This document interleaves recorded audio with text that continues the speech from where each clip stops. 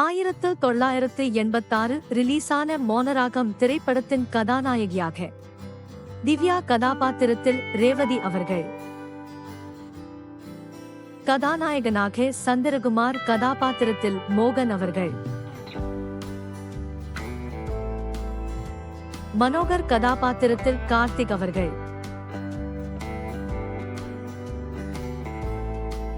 திவ்யா சகோதரி கதாபாத்திரத்தில் சோனியா போஸ் அவர்கள்,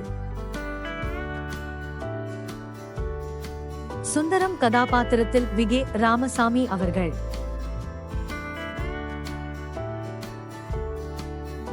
சந்திரமௌலி கதாபாத்திரத்தில் சங்கரன் அவர்கள்,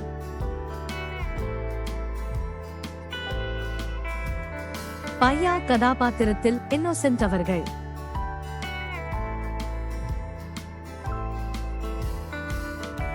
வழக்கறிஞர் கதாபாத்திரத்தில் காஞ்சனா அவர்கள்,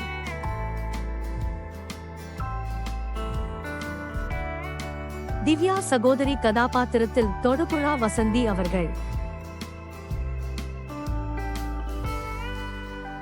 ராஜு கதாபாத்திரத்தில் சண்முகம் அவர்கள், ஸ்ரீஜா கதாபாத்திரத்தில் உமா பாரதி அவர்கள்.